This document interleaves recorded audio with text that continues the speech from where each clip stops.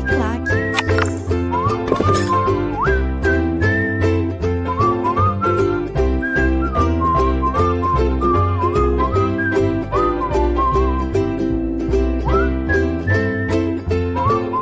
Olá, meus amigos, minhas amigas, sou o professor Luiz Antônio Carvalho, com muito prazer, muito orgulho, muita satisfação. Vamos continuar esse nosso super mini curso, tá certo? Nosso mini curso aqui sobre o Estatuto dos Servidores Públicos de Várzea Grande. E agora chegou a hora da gente estudar o ato de nomeação, né? Vamos lá, ato de nomeação. Esse cara aqui faz parte do título do fluxo. O fluxo que de entrada. Fluxo de entrada chama-se de provimento, né? Olha aí, provimento, né? Então vamos estudar aqui o ato de nomeação aí, o ato de nomeação, uma forma de provimento, né?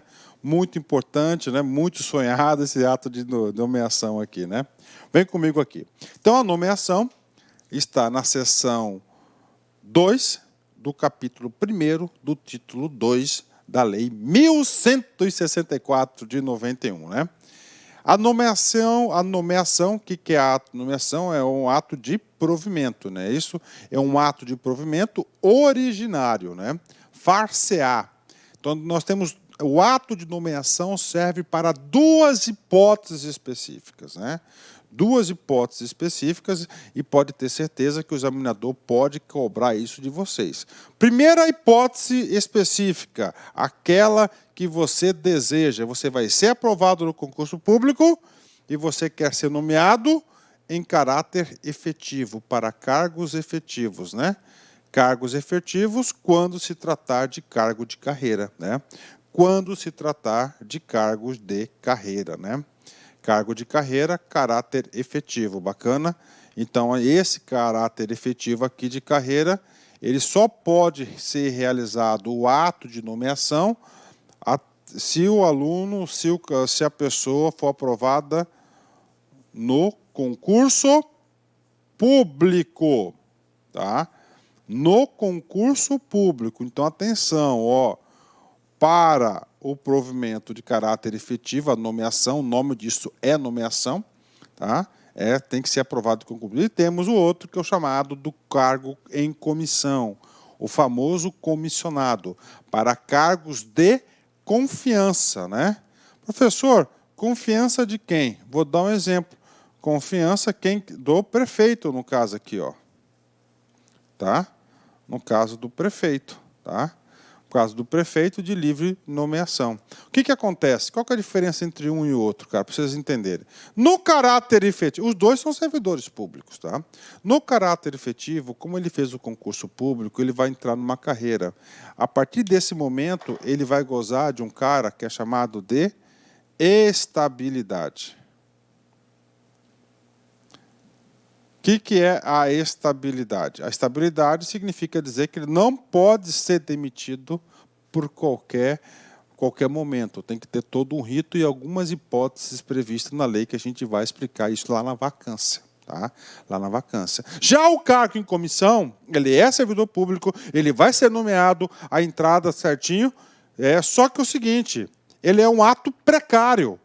Ó, até livre nomeação. Ele pode ser exonerado a qualquer momento, tá certo? Pela autoridade que o nomeou. Então é um cargo precário, provimento precário. O outro já é um provimento estável, né? Para que serve o cargo em comissão, né? O prefeito, eu sou prefeito da Várzea Grande, por exemplo, né? Eu, Luiz, prefeito da Várzea Grande. Eu, Luiz, prefeito da Várzea Grande, eu preciso administrar a prefeitura, então lá tem que ter o secretário de Finanças, secretário de Planejamento, de Educação. Então tem que ser pessoas de inteira confiança, que tenham credibilidade junto à minha pessoa, né?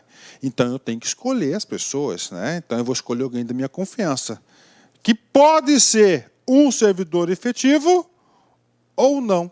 Então isso aqui que é, então nomeação. Atenção, de novo, estou explicando isso em detalhes, porque pode ser novo para muitas pessoas, né? Então, a nomeação, ela far-se-á entre duas hipóteses específicas. Primeiro, para o caráter efetivo, porque era o servidor de carreira, aquele que prestou concurso, e para o cargo em comissão, que são os cargos de confiança, de livre nomeação e livre exoneração. Pronto, né?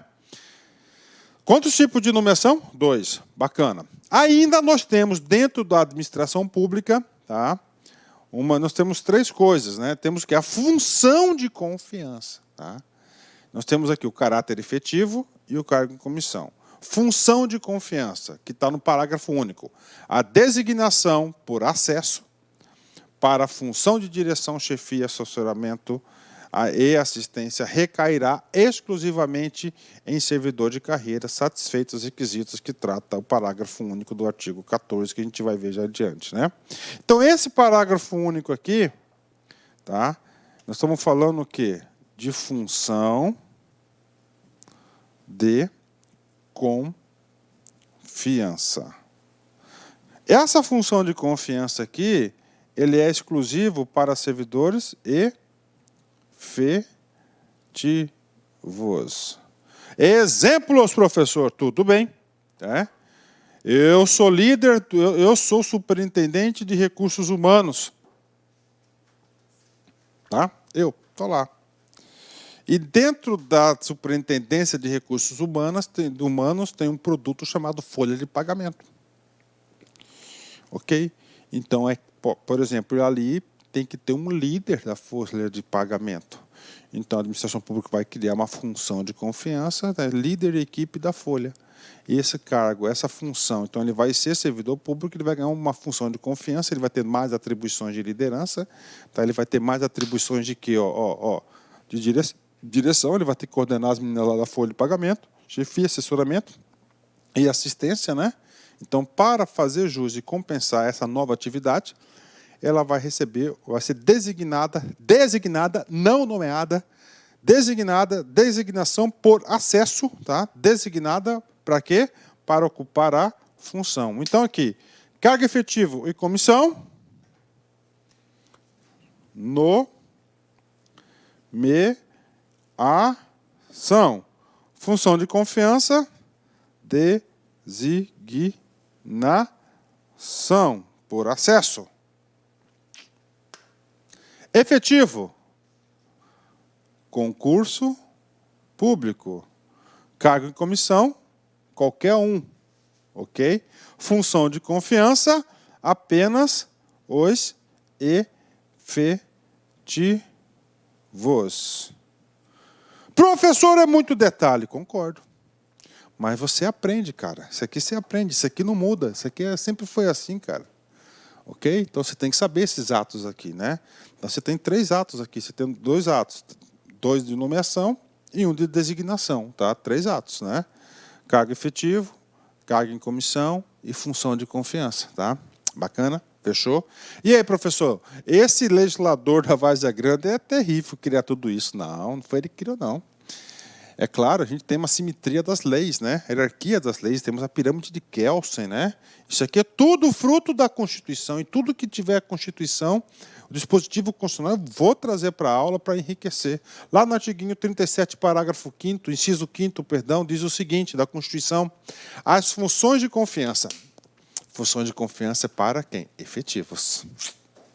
Falei, não falei? Aí, está na Constituição, tá? Efetivos, né? Ó. Exercidas exclusivamente por servidores ocupantes de cargo efetivo. E os cargos em comissão a serem preenchidos por servidores de carreira. Esses servidores de carreira aqui, tá? No texto constitucional, diz respeito que pode ser efetivo ou não efetivo.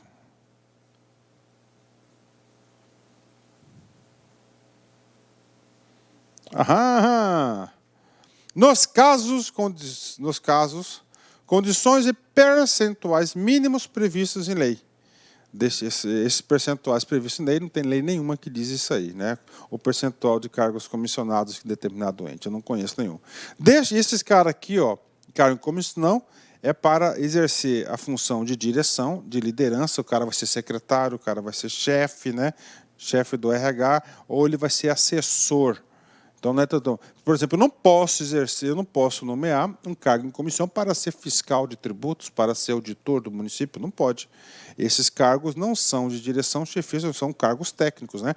Cargos técnicos é para ser preenchido por concurso público. Ok, bacana, entenderam? Olha aí, olha aí. Gente, tudo que tem simetria na Constituição, vocês têm que reforçar, tá? Vamos mais. Artigo 14. A nomeação para cargo de carreira, né, depende de prévia habilitação em concurso público de provas ou provas de títulos obedecidos à ordem de classificação e o prazo de validade. Aqui, o legislador, entendeu, municipal aqui, cara, o correto era cargos, aqui deve ser cargo efetivo. Tá? Este seria o correto, né? Mas não é correto, mais certo, né? Então, o efetivo, tá? Depende de prévia habilitação em concurso, que eu já falei para vocês, né? E ele vai ser nomeado de acordo com o benefício de ordem, que é a ordem de classificação, e, claro, dentro do prazo de validade de concurso. Eu não vou aprofundar em concurso, porque temos uma aula só disso aí. Parágrafo único. Os demais requisitos para o ingresso, requisitos específicos, e o desenvolvimento do servidor de carreira, mediante promoção, ascensão e o acesso, serão estabelecidos pela lei que fixar as diretrizes do sistema de carreira na administração pública municipal e seus regulamentos. Ou seja, nós temos a lei de carreira, né? Temos a lei de carreira que vai definir como é que a carreira vai se movimentar, né? Nesse sentido aqui, ainda temos aí um princípio da imprescindibilidade do concurso público. A Constituição de 88, ela trouxe um dispositivo muito importante, que é a obrigatoriedade do concurso público. O que acontece, né? Antes da Constituição de 88, era permitido o ingresso aos cargos públicos, o provimento originário nos cargos públicos, sem o concurso público, né? E o que aconteceu no Brasil? Aquela salada mista, tá? Balaio de gato. Como assim balaio de gato, professor? Todo político começou a nomear os seus, pedir indicação aí dos seus apadrinhados políticos para adentrar no serviço público, tanto no município, tanto no Estado, quanto na União Federal. Aí chegou a Constituição 88 e falou, para com essa bagunça. Para aí, cara. Não. Para. Servidor efetivo, servidor de carreira efetivos, somente concurso público, né? Então, a partir de 5 de outubro de 1988, dada a promulgação da nossa Constituição atual, tá? Passou a ter essa regra, que a entrada é somente através de concurso público, tá? Então, o município, claro, está falando. Lá está escrito assim, ó, a investidura, né, que é o ingresso, né, em cargo ou emprego público, depende de aprovação em concurso público de provas ou de provas e títulos, de acordo com a natureza e a complexidade do cargo ou emprego, na forma prevista na lei. Ressalvadas as nomeações de cargo em comissão, declarado em lei de livre nomeação e exoneração, que são os cargos em comissão. Então, no texto de cima diz respeito aos cargos efetivos, somente através de concurso, e no de baixo diz respeito aos cargos em comissão, né? Então, provimento do cargo público e emprego público aqui é Caixa Econômica, Banco do Brasil, Correios, só através de concurso público. Cargos em comissão é um ato discricionário da autoridade competente. Então, ele pode escolher quem ele quiser para nomear. Ele nomeia, só que esse cara ele pode ser exonerado a qualquer momento por ele, por cara que nomeou, ou seja, pelo prefeito que nomeou, ou por o próprio prefeito, ou outro prefeito pode nomear, né? Então, essa aqui é a regra geral de provimento do concurso público, ok?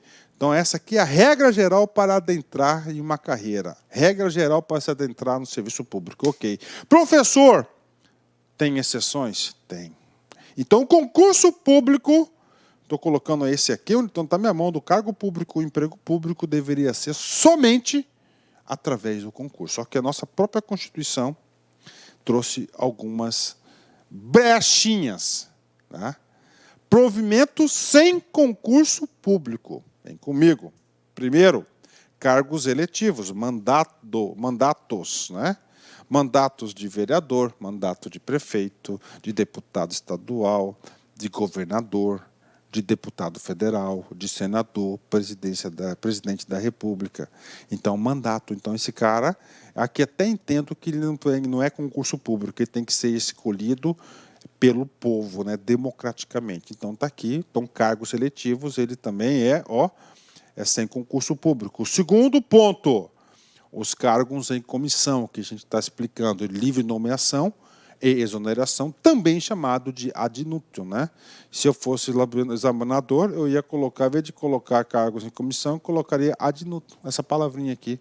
Ah, eu nunca vi essa palavrinha. Cara, você já tem que vincular, o que significa isso, entendeu, cara? Assim que você fica competitivo.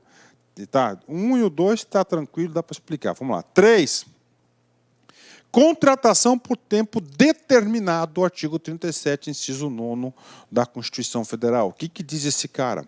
Esse cara diz o seguinte, aqui no estado do Mato Grosso, nós temos aí o professor interino, aquele que vem ocupar uma função de um cargo efetivo por um tempo determinado, por uma situação aí excepcional. Então, é contratação por tempo determinado. Se o cara coloca um inzinho aqui de indeterminado, está totalmente errado, né?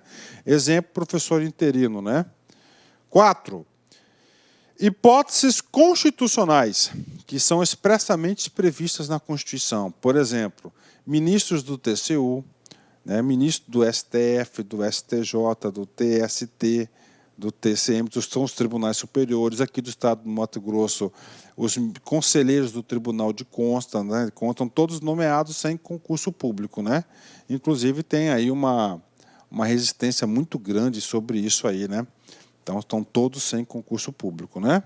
Ou mais, né? Servidores estabilizados, quem que são esses caras aqui? Esses caras aqui, os estabilizados, eu já disse que a Constituição de 1988 falou, a partir do dia 5 de outubro de 88, ingressa aqui só quem passar no concurso. Ok. Os estabilizados são aquelas pessoas que entraram antes. A lei não pode retroagir para prejudicar. Então, fomos estabilizados. Então, todo mundo que entrou 5 anos antes da promulgação da Constituição de 1988, eles foram beneficiados pelo Instituto da Estabilizados. Eles foram estabilizados no cargo. Tá? Então, eu entrei em 1980, por exemplo. 80 eu entrei no serviço público. 1980 entrei no serviço público. E aí? Em 88 falou, não, só concurso, você mandar embora? Não, você vai ser o quê? Estabilizado. Você não vai ser... Você vai ser estabilizado, não estável, diferente, tá? Está acabando, tem poucos ainda no estado, né? E, finalmente, o último caso de exceção de provimento sem concurso público é o agente comunitário de saúde e combate a epidemias, né? Previsto na Constituição, no artigo 198, inserido pela emenda 51, que foi regulamentado pela Lei 11.350 de 2006, criou emprego público com provimento de processo seletivo público, sendo vedada a contratação temporária. Então, servidores estabelecidos, agente comunitário de saúde e combate a endemias são as hipóteses sem concurso público. Pronto, encerramos essa nossa super aula, aula tranquila, aula gostosa aí sobre nomeação. E quero aqui, ó, Mahatma Gandhi, né? Esse cara aqui, um grande, né? Grande filósofo, né, uma grande personalidade do mundo, o cara que conseguiu a independência da Índia sem um tiro, né? Nas grandes batalhas da vida, o primeiro passo para a vitória é o desejo de vencer, né? Então, se você não quer vencer, você não vai ganhar nenhuma batalha. Você tem que ter primeiro vencer. Você consegue, você vai atrás, né? Vencer. Tudo bem, meus amigos? Um forte abraço, fique com Deus, até a nossa próxima grande aula, se Deus quiser. Fui, tchau. Clique like.